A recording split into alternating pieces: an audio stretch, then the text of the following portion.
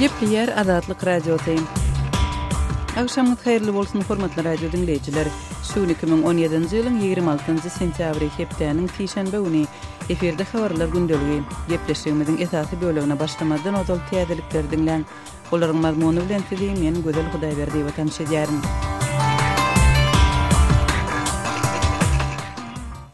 Ukrainanyň prezidenti Petro Poroshenko orta mekteplerde 5-nji klassdan başlap ukrain diliniň hökmany bolmagyny ikrar edýän gapmagarçylykly kanuny gol çekdi. Poroshenko bu çäreni 25-nji sentýabrda Ukrainanyň etnik azlyklarynyň tanqydy çykyşlarynyň ýygyny tasdiklady. Kanun başga dillerde sapak berilmegini ret etmeýär. Okuwçylar öz ene dillerini haýratyn sapak hökmünde öwrenip bilýärler. Emma Ukrainada uly etnik toporlaryny emele getirýän polyaklar, rumunlar we vengerler aladalanma bildirýärler. Orset Ukrainanyň bu kanunyny açyk tanqid edip çykyş etdi. Orsetyň daşary işler ministrligi şu aý eden resmi beýanatynda Ukrainany köp milletli ýurtda bir dilli rejimi zor bilen ornaşdyrmakda aýplady. Kanun Ukrainanyň birnäçe regionda esasan hem birinji dil hökmünde rus dilinde gepleýän ilat köpçülikli gündöwür böleklerinde närazylyk döretdi. Täze kanun 2010-njy ýylda Ukrainanyň Orsetda tarapdary öňkü prezidenti Viktor Yanukovyçyň kabul eden öňkü kanunyny ýatyrdy. Şol kanunda 10% emele getiren etnik azlyklara öz ene dillerinde okutmak ruhsat berilipdi. Iran Kürdistan Awtonom Regionunyň garaşsyzlygy boýunça referendum regionda dartgynlygy döretmegiň ähtimallygy barada Birleşen Milletler Guramasynyň Birleşen Ştatlaryň Türkiýanyň we Iranyň duýduruşlaryna garamazdan ses berijileriň ýokary gatnaşyk derejesinde geçirildi. Germaniýanyň DPA agentliginiň maglumatynda 25-nji sentýabrda ma'lum edilen deslapky netijelerin ses berijileriň 90%-ň gowragynyň garaşsyzlygy goldap çykyş edenligi we Iran premier ministri Haydar al-Abadiň Kürdistanyň lideri bilen ses berişlik barada gepleşik geçirmejegini ma'lum edenligi habar berildi. Abadi referendumy konstitusiýaga garşy diýip atlandyrdy. Bagdadyň hökümeti Iranyň bütewligi urunda görüşip hatda möhüm nebit girdejilerini çäklendirmek ýaly çärelerden hem el çekmejegini aýdypdy. Kürdistanyň saýlaw komissiýasy referenduma hasap alynan 4,58 million ses berijiden 72%-iniň gatnaşanlygyny gotarnykly netijeleriň 28-nji sentýabrda eglan ediljegini ma'lum etdi. Merkezi Aziýa ýurtlarynyň daşary işler ministrleri regionda terrorizm we ekstremizm howpuna garşy bilelikde görüşmäge taýýarlyk bildirdiler diýip Gazagstanyň daşary işler ministrligine salgylanyp media serişdeleri habar berdi. Maglumatlara görä Gazagstanyň, Kyrgyzstanyň, Özbekistanyň, Täjikstanyň we Türkmenistanyň daşary işler ministrleri Birleşen Milletler Guramasynyň baş assambleýasynyň çäginde New Yorkda geçiren duşuwnyň netijesinde şeýle beýanat bilen çykyş edipdir. Şeýle Merkezi Aziýa ýurtlarynyň daşary işler ministrleri hyzmatdaşlygyny tewda ykdysady, transport, humanitar, zähmet migrasiýasy, suwdan peýdalanmak we neşe gaçakçylygyna garşy göreş boýunça uğurlaryny güýçlendirmäge gyzyklanma bildirdiler diýilip habar berilýär. Pakistanyň öňkü premier ministri Nawaz Şerif Islamabadda korrupsiýa bilen bagly aýplamalaryň esasynda antikorrupsiýon suwdyň öňünde jogap berer. Şerifiň 26-njy sentýabrda suwda barmagy onuň mali girdejileriniň üstüne ýaşyrmakda günäli tapylyp, suwd tarapyndan 28-nji ýylda wezipesinden çetleşdirilmeginden soňky ilkinji çykyşydyr. Suwd dinlençigi Şerifiň Londondan Pakistana gaýdyp barmagynyň ertesi geçirildi. Şerifiň tarapdarlary suwd jaýynyň daşynda jemlenip oňa goldaw bildiriji şygarlary öňe sürdiler. Şerif suwdy gysgy wagtdan terk etdi. Suwd Şerifiň iki oglunyň gyzynyň we giýewiniň indiki hepde suwda barmagyny karar etdi. 3 gedek Pakistanyň premier ministri bolan Şerifiň we onuň çağalarynyň garşysyna gozgalan korrupsiýa bilen bagly işiň onuň häkimet başyndaky irki ýyllaryna 1990-njy ýyllara degişli diýilýär. Türkmenistanyň prezidenti ýurtda gally ekilşiniň we paxta ýygymynyň depkininiň haýal gidýänligine vilayet ýolbaşçylarynyň ünsüni çekdi. Türkmen döwlet habarlar gullugynyň maglumatyna görä 25-nji sentýabrda geçirilen iş maslahatynda Balkan vilayetiniň Etrek, Serdar, Bereket etraplarynda buğdaýyň ekilşiniň pes depkinde gidýänligi bellenipdir we bu ýagdaýa vilayetiň häkimi Satlykowyň ünsü çekilipdir. Gurbanguly Berdimuhammedow ýer önümçiliginiň netijeliligini gazanmak üçin agrotexniki çäreleriň owu hujulyk önümleriniň ýokary hasyllygyny artdyrmak ýaly berk barlanyp seçilen ilmi teklipleriň esasynda amala aşyrylmalydygyny aýdypdyr. Türkmenistan şu ýyl 1,50,000 tonna paxta öndürmegi planlaşdyrýar. Buğday hasylyna degişli indiki ýyl üçin ketkitlenen döwlet plany 1,600,000 tonnadan ibaret. Hormatly radio dinleyijiler, siz günüň käbir täzelikleri bilen tanış bolduňuz.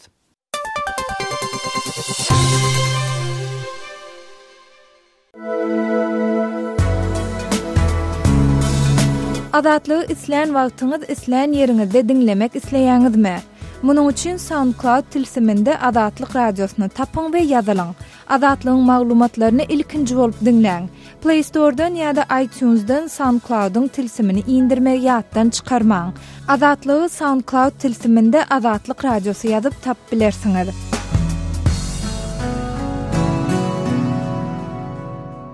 Gepleýär Adatlyk radiosy. Siz habarlar gündeligimizi dinleýärsiňiz. Türkmenistanyň Birleşen Milletler Guramasyndaky hemişelik wekili Aksultan Ataýewa Baş Assambleýanyň 72-nji maslahatyndan öz çykyşyny Aral deňizini halat etmek boýunça halkara fondunyň düýbüni tutan döwletleriň sammitini Aşgabatda geçirmek inisiatiwasyny öňe sürmek, halkara jemgyýetçiligini tebigaty goramak, şol sanda su resurslaryny dolandyrmak boýunça problemalary has aktiv çözmäge çagyrmak, ýurdun energiýa howpsuzlygy we durnukly energetika boýunça halkara ekspertler döredilmegini goldaýanlygyny, transport urundan halkara hyzmatdaşlygyny ýykyn edýänligini, sporta uly ähmiýet berýänligini ma'lum etmek ýaly meselelere bagyşlady. Ataýewa Birleşen Milletler Guramasynyň Baş Assambleýasynyň New Yorkda geçýän ýyllyk maslahatynda 25-nji sentýabrdan bu çykyşynda terrorizm meselesine öns berdi. Ataýewanyň Birleşen Milletler Guramasynyň Baş Assambleýasynyň resmi websaytynda çap edilen çykyşynyň tekstinde onuň Türkmenistanyň Birleşen Milletler Guramasynyň terrorizme garşy edarasynyň döredilmegini goldaýanlygy ma'lum edildi. Emma Birleşen Milletler Guramasynda 10 ýyl bäri Türkmenistany hemişelik esasynda wekilçilik edýän Aksultan Ataýewanyň çykyşynda adam hukuklary problemasy agzalmady. Halkara guramalarynyň hatawatlarynda Türkmenistan ýyllar boýy dünýä derejesinde adam hukuklaryny iň gödek depeleýän, halkara we milli kanunlarda kepil geçilen raýat azatlyklaryny iň berk çäklendirýän ýurtlaryň hatarynda agzalýar. Aşgabatyň garaşsyz jurnalistleri şol sanda Adatlyk radiosynyň Türkmenistanyň kronikasy, Türkmenistanyň alternativ habarlary ýaly neşirleriň habarçylaryny ýerlemagy Birleşen Milletler Guramasy, Ýewropada howpsuzlyk we hyzmatdaşlyk guramasy we ençeme günbatar döwletleri tarapyndan tanqid edildi. Soňky ýyllaryň dowamında Türkmenistanda Adatlyk radiosynyň habarçysy Sultan Atçylova bir näçe hüjüm etdi edildi. Sapar Mehmet Nipeshuliýew 2015-nji ýylyň iýulundan bäri galp aýplamalary esasynda türmede saklanýar. Hudaýberdi Allaşew ejesi bilen bilelikde 2 aýdan gowrak wagtyň dowamında tutsaklikda saklandy. Adam hukuklaryny goraýjylar Türkmenistanyň Birleşen Milletler Guramasynyň agzasy we adam hukuklary boýunça halkara dokumentlaryny gol çeken döwlet hökmünde jurnalistleriň ýerlenmegi şeýlede türkmen türmelerinde ýitirme edilen onları çadamyň ykbaly barada hatawat bermegini sorap edýän çağırışlaryna jogap bermän gelýänligini, hatda Birleşen Milletler Guramasynyň rezolýusiýalaryny ýerine ýetirmeýänligini aýdýarlar. 2014-nji ýylda Birleşen Milletler Guramasynyň adam hukuklary boýunça komiteti Türkmenistanyň öňkü daşary işler ministri Boris Şehmuradowy zor bilen ýitirim edilmeleriň pidasy diýip ikrar etdi we türkmen hökümeti onuň ykbaly we ýerleşýän ýeri barada maglumatyň üstüne açmagy borçly diýip karar etdi. Türkmenistan Birleşen Milletler Guramasynyň bu kararyna boyun bolmady. Aksultan Ataýewa Türkmenistanyň Birleşen Milletler Guramasyndaky hemişelik wekilhanasyna 2005-nji ýyldan bäri baş tutanlyk edýär. Şeýle dol 2008-nji ýyldan bäri Türkmenistanyň Kubadaky, 2011-nji ýyldan bäri Brazilyadaky we 2013-nji ýyldan bäri Venezueladaky adatdan daşary we dol ixtiýarly ilçisi wezipelerini ýerine ýetirýär. Aksultan Ataýewa Birleşen Milletler Guramasynyň Baş Assambleýasynyň ýyllyk maslahatlarynda ikinji gezek çykyş edýär. Ataýewa 2015-nji ýylyň 2-nji oktýabrynda eden ozalky çykyşynda Merkezi Aziýada klimat özgermesi boýunça ýürütleşdirilen merkeziň döredilmegi baradaky teklibini öňe süripdi. Öz sewitingizde bolýan wakalar barada azatlyga maglumat bermek isleseňiz, bize hat ýollaň. Metbuat email bergisi gmail.com. Siz suratlaryňyzy we videolaryňyzy hem ýollap bilersiňiz. Azatlyk siziň şahsiýetiňizi gizlenlikde saklar. Siz bolan wakalar barada maglumat beriň. Biz hem habar bereriz. Metbuat email bergisi gmail.com. Gepleýär Adatlyk radiosy. Habarlar günnelik gepleşigimizi men Sehra dowam etdirýärin. 25-nji sentýabrda türkmen häkimetleri Aşgabatda gurulýan ilkinji golf klubynyň açylyş dawrasyna taýýarlyklaryň görülýändigini ma'lum etdiler. Duşanbe günü Türkmenistanyň döwlet mediasynda paýtagtdaky Ýyldız mehmanhanasy bilen Bagyt köşkü binasynyň golaýynda gurulan golf meýdançasyndan süjetler görkezildi. Şol günü prezident Gurbanly Berdimuhammedowyň gün araýatnaşyk arkaly geçiren video şekilli iş maslahatynda Aşgabat şäheriniň häkimi Şah Muhammed Durdulyýewiň golf meýdançasyny dawraly ýagdaýda aýda açyp bermek barada döwlet başçylygyna haýyş bilen ýüzlenendi hem habarda bellenýär. Maglumatda prezidentin golf meýdançasynyň açylyş dawarasyna gatnaşjakdygy ýa-da gatnaşmajakdygy, şeýle-de bu dawaranyň haçan amala aşyryljakdygy barada maglumat berilmese-de, türkmen lideriniň dürli maksatly desalaryň açylyş dawarasynda gurulýan medeni köpçülikliň çäreler barada anyk görkezmeleri berendigi aýdylýar. Hususan hormatly prezidentimiz paýtagtymyzda gurulan golf meýdançasynyň açylyş dawarasy münasibetli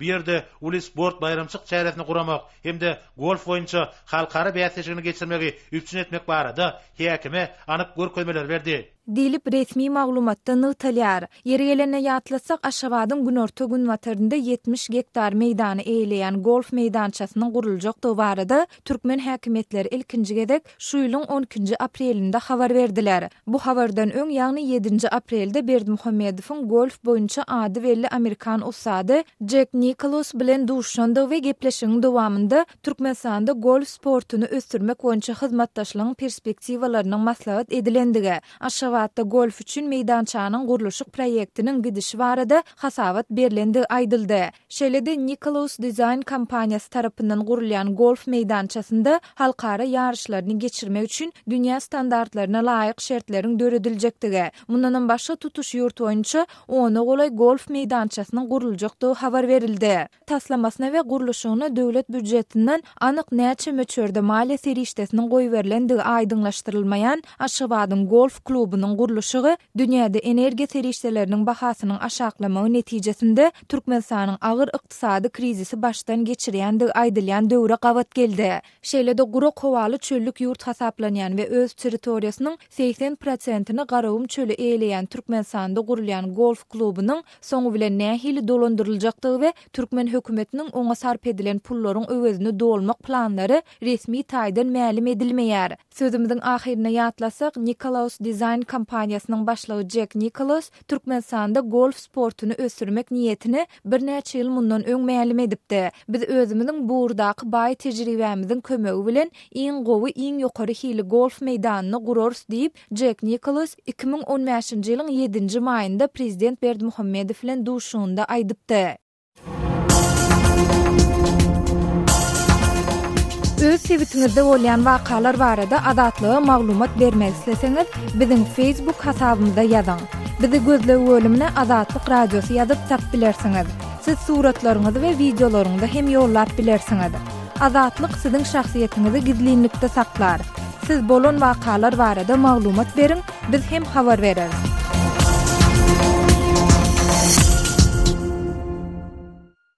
Gepleýär Azatlyk Radiosy. Habarlar gündüligi gepleşigini men Merdan Sarif dowam etdirýärin. Dar zaboni tojiki si 5 harf va si ovoz mavjud buda. Türkmenistanly Aynur Gurbanowa Täjikistanyň Mugallimçilik Universitetiniň 2-nji ýyl talyby. Ol mundan 2 ýyl ozal Duşanbe okumaga geldi. Aynur täjik dilini öwrenmegi höwet edendigini, häzir bolsa okuwyny tamamlandan soň ýyzyny Türkmenistana dolanyp terjimeci bolup işlemegi arzu edýändigini aýdýar. С таджикским дипломом можно там найти работу. Мне нравится Таджикистан. Я раньше видела по телевизору, как здесь красиво. Aynur bilen birlikde bu ýokary okuw jaýynda başga dümňe golay Türkmenistany talip 13 fakultetde bilim alýar. Yeri gelende bellesek geçen ýylky bilen deňeşdirilende bu ýokary okuw jaýyndaky türkmen talipleriniň sany 3 etse artdy. Şu sebäpli türkmen talipleri üçin aýratyn ýürüýte kitaplar hem çap edildi. Bu ýokary okuw jaýynda türkmen gyzlary hem daşarda hem sapak wagty milli libaslaryny giýýärler. Talipleriň bir bölegi muhtuny okusalar, başga bir bölegi ýylda $500 berip bilim alýarlar. Türkmen talipleri munun öz ýurdu bilen deňeşdirilende gaty arzandygyny ünsü çekýärler. Täjikistanyň ýokary okuw jaýlarynda daşary ýurt talipleriň okumagy kadaly bir zat. Emma Türkmenistanlylaryň birden göz görtüli köpelmegi adatdan daşary bir ýagdaý. Täjikistanyň Mugallimçilik Universitetinde 2500 golay daşary ýurtly talip bolsa, olardan müňüsi Türkmenistanlylar.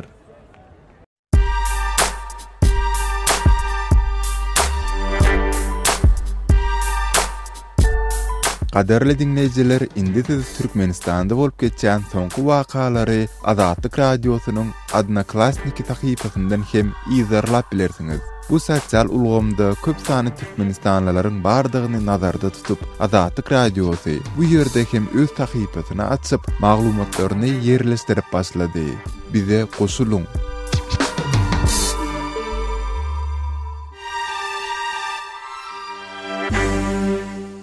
Gepleýär Azatlyk radiosy. Habarlar günneligi gepleşigimizi men Sahra dowam etdirýärin. Türkmenistanda esasan da ýurdun çetki owadyr şäherlerinde harby gullukdan boşap gelen ýaşlaryň iş tapmakda, işe ýerleşmekde kynçylyk çekýändigi barada Azatlyk radiosyna maglumatlar gelip gowşýar. Şu günler öýlerini dolanýan ýaşlaryň ençemesiniň iş tapman günlükçilik ýaly dürli işlerde işleýändi ýa-da işin gözleginde daşary ýurtlara gidýändi aýdylýar. Biz bu barada ýurdun Daşoz we Balkan welaýatlaryna ýyl-ýyldan sapar edýän Aşgabatly ýazyjy we synçy Amanmurat Bugaýew bilen söhbetdeş olduk.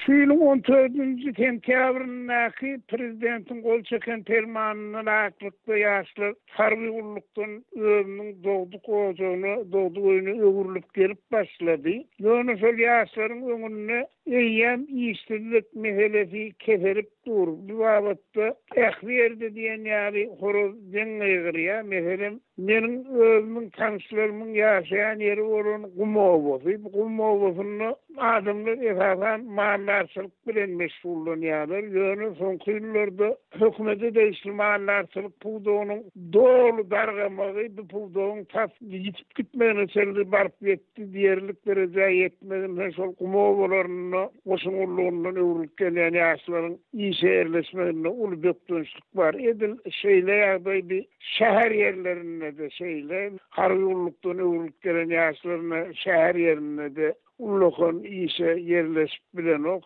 Galasunyalı ýagdaýlar ýurdun ähli regionuna, ähli şäher etragyna gaýtalanıp dur. Amanmurada gullukdan boşap gelen ýaşlaryň işe yerleşmek meselesine dähmet birjalary nä derejede ýardym berýär? Ýagny olar bu mesele boýunça dähmet birjalaryna ýüz tutýarlarmy? Olara nähil jogap berilýär? Zähmet birjalary dogşur ýaşlary ýa-da beýleki işdir raýatlar iş bilen üçin etmekde bol gözilerlikli iş alyp baran okul. Haçan kimdir biri özü bir ýerden iş tapsa, onu ýurtda hereket edýän kanunçylyga laýyklykda şol adam zähmet birjasyna barmaly hem-de zähmet birjasyndan şo ýere özüniň işe iýerilýänligi hakyndaky resmi namananmady. Goýa zähmet birjasy şol iş tap beren ýaly on bitiren hyzmatçynyň belli bir mukdarda pul tölemeli. Ine zähmet birjasy taýnaşyň eýesi bolýar. Gany berse de zähmet birjasyna hödürlenýän iş orunlarynyň da köpsi ýaşlardan belli bir derejede hünär taýýarlygyny talap edýär. Ýagny bir sorugdan özüniň alan bilmi ýene gaýrysy bolmaly. Ine şol zatlaryň soňky döwürde bütünlük diýen ýer undurlyk her etrapda ağzından bir sany professional zähmet üçünçileri bardy. Şol üçünçilerde yerli ýagdaýa görä ýaşlar hünärlere gözükdirilýärdi. Olara ýörüýte resmi dokumentler berilýärdi. Özüm şol proteksiýalary okuw pully muhtuny özüm döwlet tarapyndan ähli wagtda doly muhtuny üçin edilýärdi. Ýaşaş sahibi bilen iýmit bilen geýjek zähmet eýmeşi bilen şolatlar aradan aýryldy. Häzir Türkmenistanyň şol hünär mekteplerde proteksiýalaryň adyny ütkötdiler. Olar juda az derejede özüm başdan aýakan uçtan tutma tölewli. Ondan zähmet birjasyny hödürlenýän iş orunlaryna da ýaşlaryň görüýte hünär taýýarlygy bolman üçin ol işlere işe alan oklar. Amanmurada şeýle ýagdaý mundan ozalky ýyllarda da gaýtalanýardymy? Şeýle-de işe yerleşip bilmedik ýaşlar esasan da näme bilen meşgullanýarlar? Bu ýagdaýda ýylyň gaýtalanıp gelýän ýagdaý özüm ýyl gelýänçe şu ýagdaý bir sylsylymda şeýle ölçüli munyň kim bilen iş bilen meşgullanýarlar. Gullukçylar şuň tapan işini şuň ýerine getirýär. Ýa-da bolmasa hasbat şuwallary ýurdun başyna ýetýärler. Şo ýerden öz yrtgyny gözleýärler, işe ýerleşip bolýarlar. Munda başa baryp duran wagt ýok. Telewordyna bir tötällikde çuwjak bagtynyň ýurdun başyna ýetýärler. Şeýle baksam her 10 adamdan biriniň ýüne ýa gulup bakka ýa bakano. Azatlygy line ulgamynda Osmok 420 773 797 383 telefon belgisi arkaly tapyp bilersiňiz. Biziň bilen habarlaşyp maglumatlary, suratlary we videolary ugradyň. Şahsiýetiniz dogry gizlilikde saklanar. Goşmak 420 773 797 383.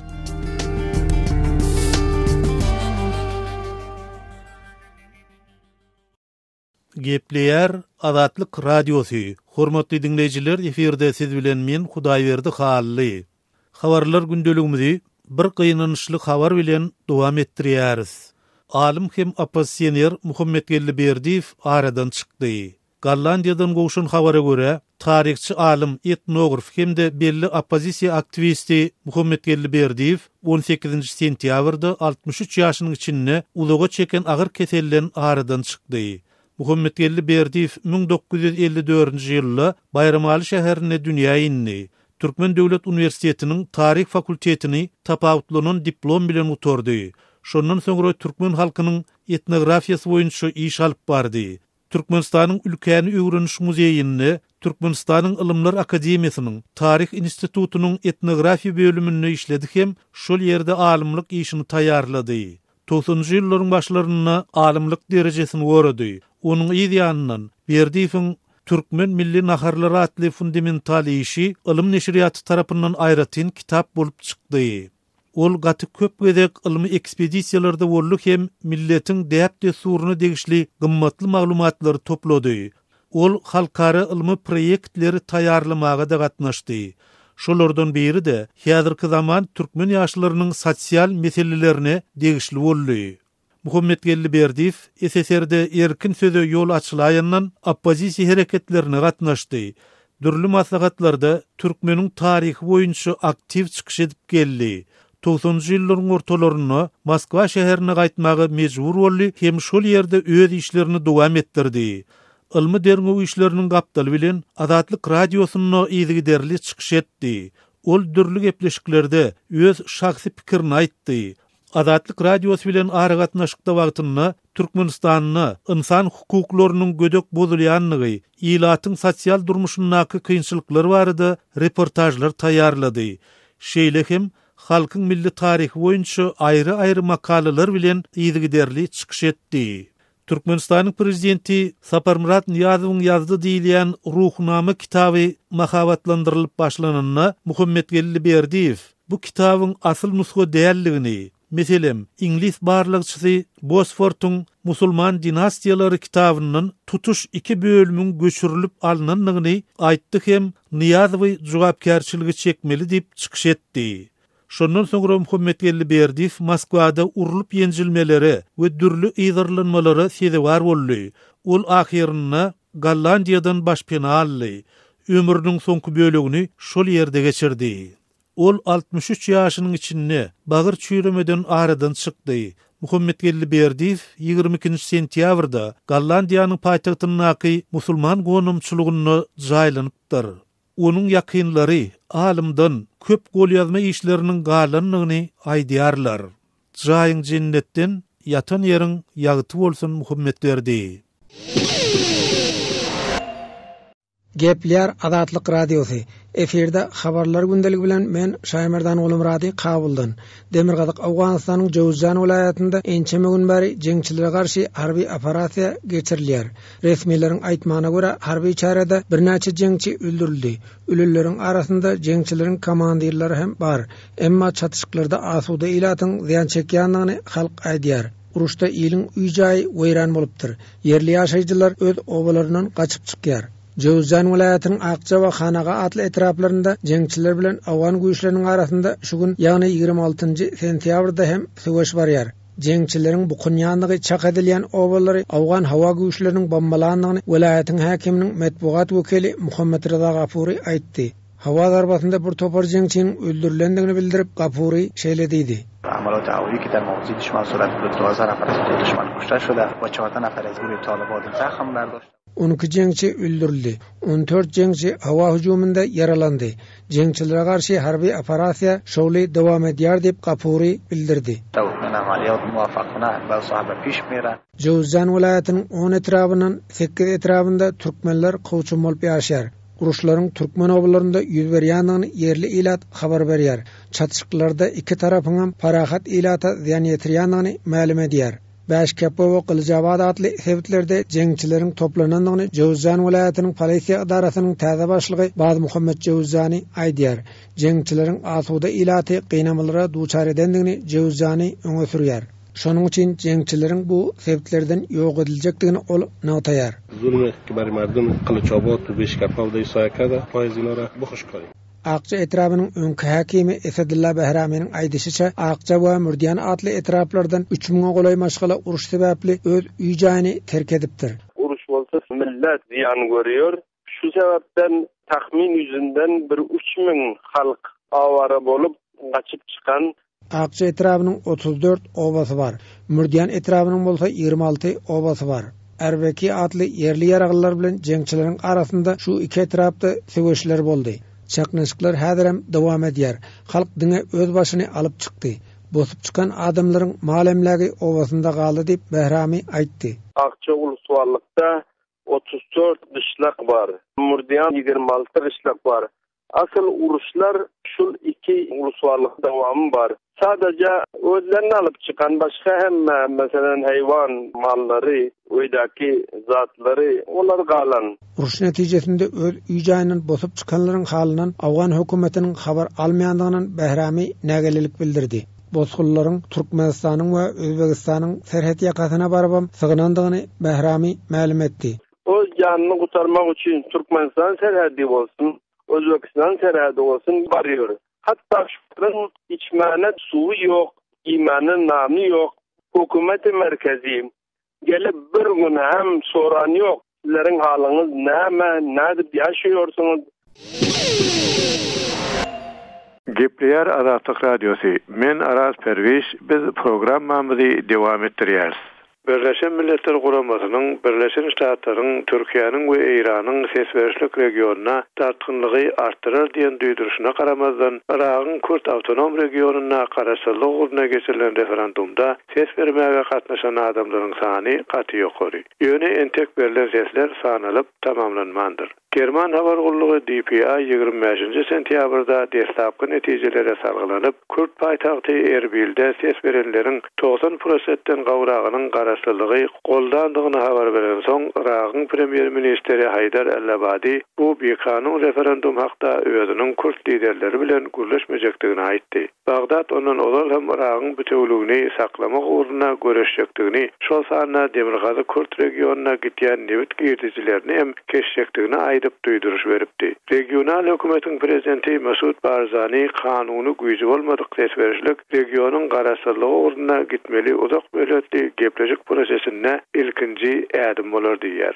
Islamçy ekstremistlere garşy uruşda esasy rol oýnanlaryň biri bolan Kürt regiony 1991-nji ýyldan bäri awtonom. Saýlaw komissiýasy ses bermäge hukukly ilatyň 72%-iniň, ýagny hasaba alynan 4,158 milyon ilatyň 3,3 milyonyň referenduma gatnaşandygyny aýdýar. Saýlaw komissiýasynyň aýtmagyna görä deslapky netijelere 26-njy sentýabrda, gotornukly netijeleri hem 28-nji sentýabrda garaşylýar. Abadi 25-nji sentýabrda hawpsuzlyk güýçlerine Iragyň Kürt regionuna adamlaryň zorlanmagynyň ýa mejbur edilmeginiň öňüne almagy tapşyrdy. Ol ýurdun bütünligini goramak üçin Bagdadyň gerekli çäreleri görjekdigini aýdyp, sesberişligiň etniki agdarlyklary getirip, Hudaý bilsen Iraklylary betbaşçylykly hawplara uçratmagy mümkin diýip duýduruş berdi. İran, Türkiýe we Bagdad hökümeti sesberişligiň döwründe Kürt regionynyň